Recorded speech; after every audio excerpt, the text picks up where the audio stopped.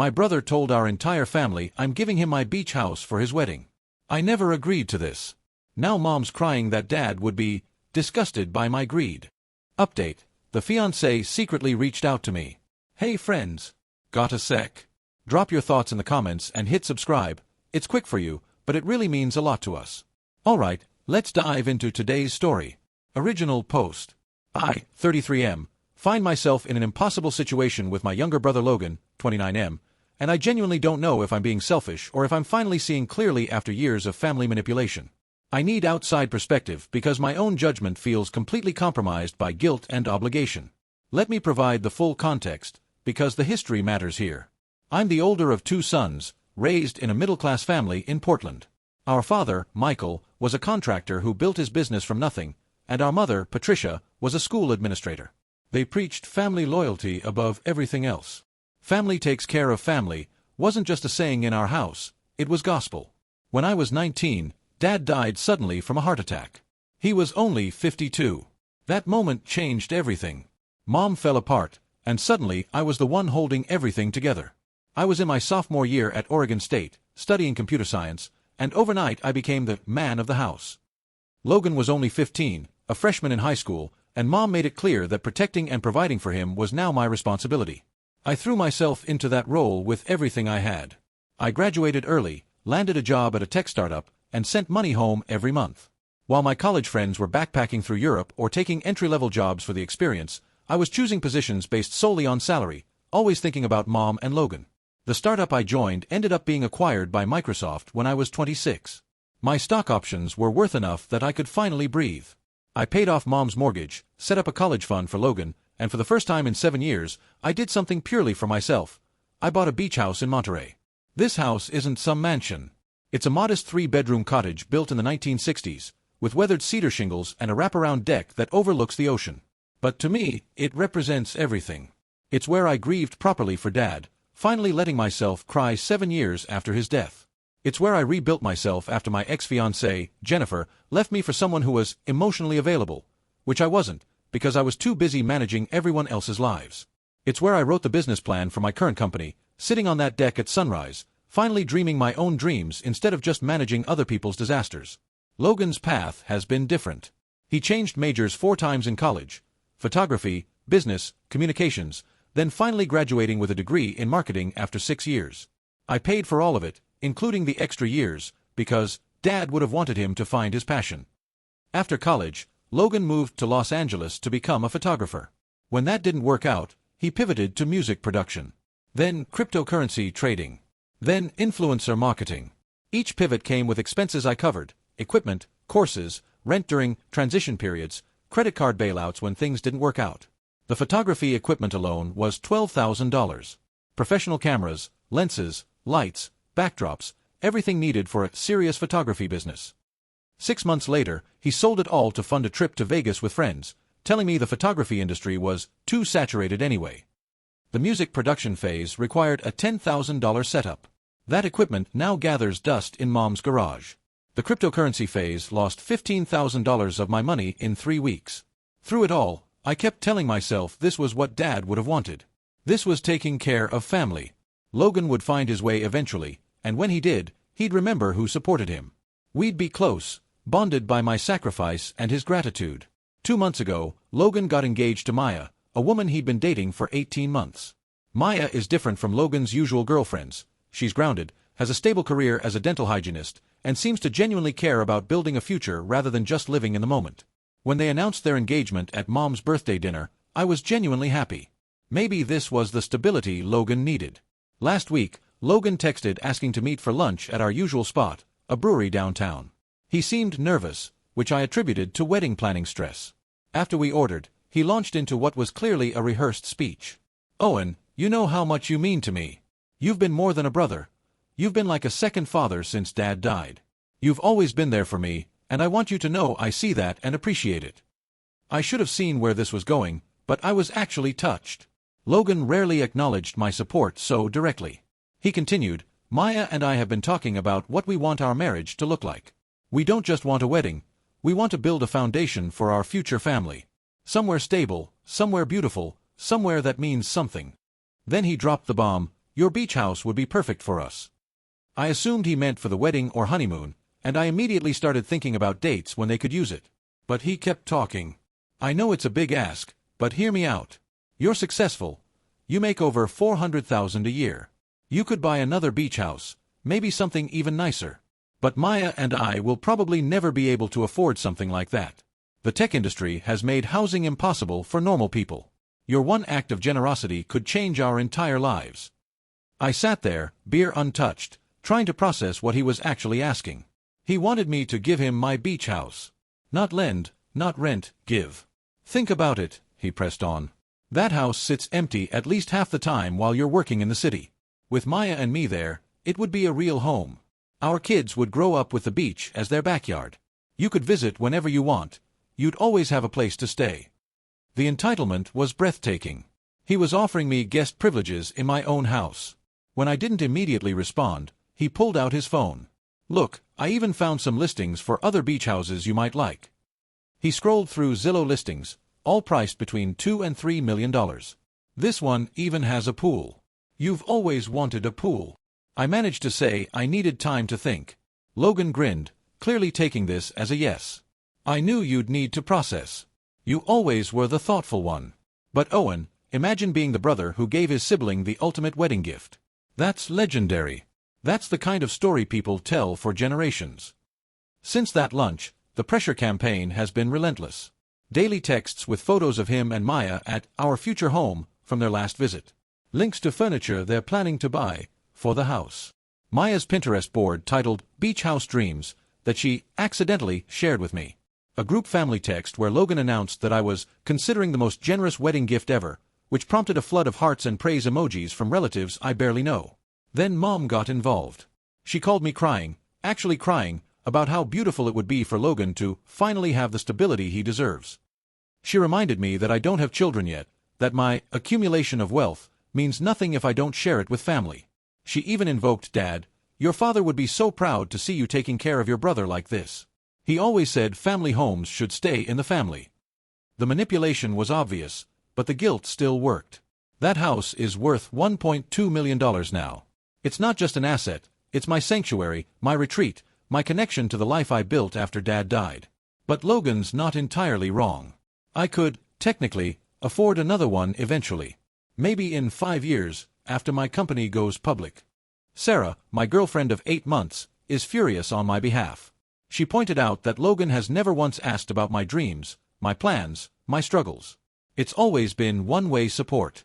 But then I think about 15-year-old Logan at Dad's funeral, looking so lost, and I wonder if I've enabled this dynamic by never saying no before. Update 1, 2 weeks later. The response to my original post was overwhelming and eye-opening. Over 800 comments, with 90% telling me to maintain boundaries. Many of you shared your own stories of family financial manipulation, and the patterns were disturbingly familiar. Your collective wisdom gave me the courage to take action I should have taken years ago. I scheduled an emergency session with my therapist, Dr. Chen. I hadn't seen her in 6 months, foolishly thinking I had my family dynamics under control. I printed out my Reddit post and some of the most insightful responses to share with her. Dr. Chen's opening observation was surgical in its precision. "Owen, in the 2 years we worked together, how many sessions did we spend discussing your pattern of equating love with financial sacrifice? And here you are, about to give away your sanctuary because you're afraid not doing so means you don't love your brother." We spent 90 minutes dissecting not just this situation but the entire architecture of manipulation I'd been living in. Dr. Chen had me create a timeline of every significant financial help I'd given Logan. Age 22, paid off $8,000 in credit card debt after his graduation trip, got out of hand. Age 23, covered 3 months of LA rent, $7,500, when photography clients were slow to pay. Age 24, another 6 months of rent, $9,000, during his transition to music production. Age 24, the music production equipment, $10,000. Age 25, professional photography equipment, $12,000, that he sold 6 months later. Age 26, paid off another round of credit cards, $6,000. Age 27, invested $15,000 in his cryptocurrency trading venture. Age 28, loaned him $5,000 for a car down payment, never repaid. Age 29, covered security deposit and first month's rent for his current apartment for $1,500. Total documented, $77,000, not including birthday gifts, holiday money, dinners, or other small amounts. Now, Dr. Chen said, list what Logan has given you. Not financially, but emotionally. Time, effort, support during difficult periods. The silence stretched uncomfortably long. Logan had missed my promotion celebration for a networking opportunity. When Jennifer and I split, his comfort consisted of a text saying, "Plenty of fish in the sea, bro." He showed up 3 hours late to my birthday dinner this year because he lost track of time at a sample sale. When I was hospitalized with appendicitis 2 years ago, he visited once for 15 minutes. Dr. Chen's next question reframed everything. Would you maintain this relationship if you weren't related? The answer was immediate and crushing. Absolutely not. Armed with this clarity and Dr. Chen's coaching on boundary-setting language, I invited Logan for coffee. I chose a public place to prevent dramatic scenes and rehearsed my key points. Logan arrived confident, already talking about renovation plans for the house. I let him finish, then calmly stated my decision. Logan, I've given this a lot of thought. The beach house is not going to be a wedding gift. It's my personal retreat, connected to my own journey and healing, and I'm keeping it. However, I'd be happy to contribute to your wedding in other meaningful ways. His face cycled through confusion, disbelief, and then anger. Other ways? Owen, we're not talking about some cash in a card here. This is my wedding. The beginning of my marriage. Maya's family already thinks I'm the unsuccessful brother. This house would show them I can provide. If Maya's family judges you for not owning $1 million property at 29, that's their issue. And if Maya needs... This isn't about Maya, he exploded. This is about you being selfish. That house means everything to us and nothing to you. You can buy another one. Logan, I've given you $77,000 over the past 7 years. I didn't ask you to keep track. That's what family does. They help each other. When has this help gone both ways? That stopped him cold. He stared at me, then his face hardened. Dad would be disgusted by what you've become. A selfish, money-hoarding. Stop. My voice was firm. Dad worked his entire life and never owned a beach house. He would understand the value of what you're asking for and would never expect it as a gift. Logan stormed out, but not before delivering his parting shot. I hope your money keeps you warm when you're old and alone. Update 2, 1 month later. The family explosion was swift and comprehensive. Logan immediately called Mom, who activated the extended family phone tree.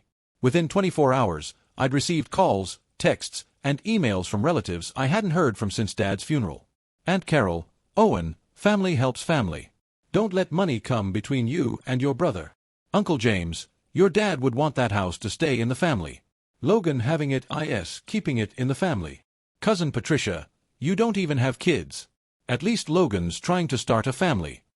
The narrative Logan crafted was masterful in its manipulation. According to him, I owned multiple investment properties, false, just my condo and the beach house. Made millions from my company, I make $400,000, which is excellent but not millions, and was denying him his one chance at happiness. Mom was the worst. She called daily, alternating between tears and anger.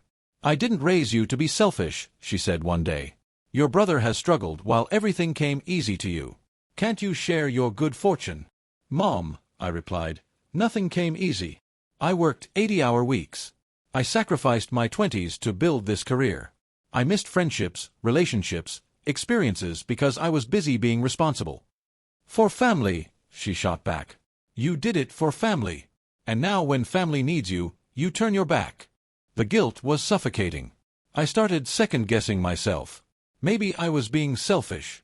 Maybe successful people were supposed to lift up their families. Maybe this was my dad's legacy, taking care of Logan through giving him the house. Then, unexpectedly, Maya reached out. Her text was simple, Owen, can we talk? Just us. We met at a quiet cafe downtown. Maya looked exhausted, stressed in a way I hadn't seen before. She ordered tea, wrapped her hands around the mug, and started talking. I need you to know I knew nothing about Logan's plan to ask for the house. When he came home that day saying you were giving it to us, I thought he meant for the honeymoon. When I realized what he'd actually asked for, we had our first real fight. She continued, I grew up in a similar dynamic. My older sister, Melissa, was the responsible one. Good grades, good job, always reliable. My parents expected her to pay for my college, my car, my wedding to my first husband. She did it all, never complaining. She's 41 now, single, and deeply resentful.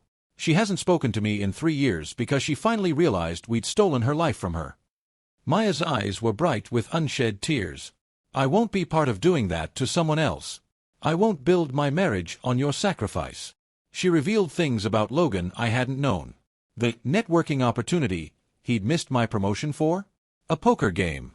The cryptocurrency losses. Mostly from risky day trading against Maya's advice. He'd told her the photography equipment was stolen, rather than admit he'd sold it. I love Logan, Maya said firmly. But I love the man he could be, not the boy he's been allowed to remain. This whole situation has made me realize how much growing up he still needs to do. How much we both do. She then made her proposal. What if you hosted our rehearsal dinner at the beach house? You'd still be sharing this special place with us, but in a way that maintains boundaries. It would mean the world to have family gathered there, seeing the backdrop of where Logan and I are committing to building our own dreams, not inheriting someone else's. I told her I'd consider it, genuinely warming to the idea. Someone finally saw me as a person, not just a resource. Update 3, 6 weeks later. After Maya and I talked, Logan went radio silent for 3 weeks. No texts, no calls, nothing on social media. Mom reported he was processing his grief over your selfishness, but I noticed Maya had tagged him in several couples therapy posts on Instagram. Then, on a Thursday evening, Logan called. Can we meet? His voice was different, subdued, almost humble. I have some things I need to say. We met at the same brewery, but the energy was entirely different. Logan looked tired but somehow more adult than I'd ever seen him. Maya insisted we go to couples counseling before the wedding, he started. I thought it was stupid. We weren't having problems, except for, the house thing. But Dr. Patterson, our therapist, he's been making me look at patterns I didn't want to see. He pulled out a notebook, pages covered in his handwriting. He had me list every time you helped me financially, then write what I was doing to help myself at that time. Owen, most of these pages are blank on my side. Logan's voice cracked slightly. I've been treating you like an ATM with guilt buttons. That's literally what Dr. Patterson called it. He asked me to imagine how I'd feel if Maya had a sibling who treated her like I treat you. I got angry just thinking about it. The hypocrisy was illuminating. He showed me a spreadsheet on his phone. I've documented everything I can remember that you've given me. It's over $70,000. I can't pay it back all at once, but I've set up a payment plan. $500 a month to start, more when my business grows. What business? I asked. Digital marketing for local restaurants. Actual services for actual clients, not some get-rich-quick scheme. Maya's helping with the books. We landed our first 2 clients last week. The conversation was surreal. This was the accountability I'd wanted for years but never expected. About the house, Logan continued, I'm not going to lie and say I don't still want it. But it's like wanting to win the lottery, a fantasy, not an expectation. You earned that house. Every beam, every board, every grain of sand on that beach. I've earned nothing except your frustration. He paused, then asked, would you consider Maya's idea about the rehearsal dinner? We'd handle all the setup, catering costs, everything. We just want to celebrate there, not take it from you. I found myself agreeing, but with conditions. The dinner would be my wedding gift. I'd handle costs, but they'd do the planning and coordination. No last-minute additions, no surprise expenses, no guilt trips about anything else. Logan agreed immediately, then added something that stunned me. I've been a shitty brother, Owen. You've been carrying me since Dad died, and I've been letting you, even encouraging it. That ends now. I want to be someone you're proud to call brother, not someone you support out of obligation. Final update, 4 months later. I'm writing this from the deck of my beach house, still mine, gloriously, peacefully mine, watching the sun rise over the Pacific. The wedding was last weekend, and I finally have the distance to reflect on everything that's transpired. The rehearsal dinner exceeded every expectation. Logan and Maya arrived 3 days early to prepare, and watching them work together was revelatory.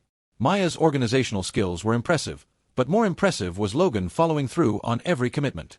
No shortcuts, no excuses, no passing the buck. They transformed the deck into something magical. String lights creating constellations, local wildflowers in mason jars, a playlist that perfectly captured the joy of the evening. 35 people gathered as the sun set, painting the sky in shades of coral and gold. Maya's family was nothing like the judgmental group Logan had described. Her father, James, was particularly kind, pulling me aside to say, Maya told us about the house situation. Thank you for showing them both that love isn't measured in dollar signs. Too many young people today expect to inherit their success instead of building it. During dinner, Logan stood to give a toast. I expected wedding platitudes, but he surprised everyone, especially me. Before we celebrate tomorrow, I need to acknowledge someone who made this possible. My brother Owen. Not because he's hosting us in this beautiful place, though we're grateful for that, but because he gave me something more valuable than any house. He gave me the opportunity to grow up. For years, I treated Owen's success as my personal safety net. Every failure, every bad decision, every impulsive choice, I knew Owen would catch me. When he said no to giving us this house, I was furious. How dare he deny me something I felt entitled to simply because we shared parents? But that no forced me to look in the mirror. I saw a 29-year-old man who'd never truly stood on his own feet. Maya deserves a partner, not a project. Our future children deserve a father who builds their legacy, not one who waits to inherit someone else's. Owen, you've given me over $70,000 over the years.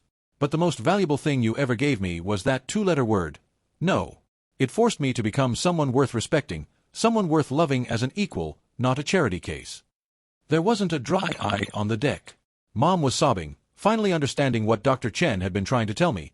Sometimes the kindest thing you can do is refuse to enable someone's stagnation. The wedding itself was beautiful. I did pay for it, about $30,000 for a beach ceremony and reception for 100 guests. But this felt like a gift, not extortion. The difference was profound. I offered it freely after watching Logan respect my boundaries for months. Logan has kept his word about repayment. 4 months, 4 payments of $500. It's not about the money. At this rate, it'll take over a decade to repay everything. It's about the acknowledgement, the effort, the respect. His digital marketing business is actually growing. He landed a contract with a restaurant group last month that will provide steady income. Maya manages the finances, ensuring they live within their means while building toward their goals. The beach house has evolved into something I never expected, a symbol of healthy family dynamics. Once a month, Logan and Maya come for dinner. We cook together, share wine, and build the relationship we should have had all along. Last week, Logan brought a bottle of wine that cost more than he used to spend on groceries in a month, insisting it was his turn to provide something nice. Maya has become an unexpected ally in maintaining family boundaries. When Aunt Carol suggested at the wedding that I should buy them a starter home as a first anniversary gift, Maya shut it down immediately. Carol, Owen's generosity has limits, and respecting those limits is how we show love. Logan and I will buy our own home when we've earned it. Mom has slowly accepted this new dynamic. Last month, she admitted, I think I confused helping Logan with loving him. Maybe always catching him before he hit bottom prevented him from learning to fly. Dr. Chen and I continue our work.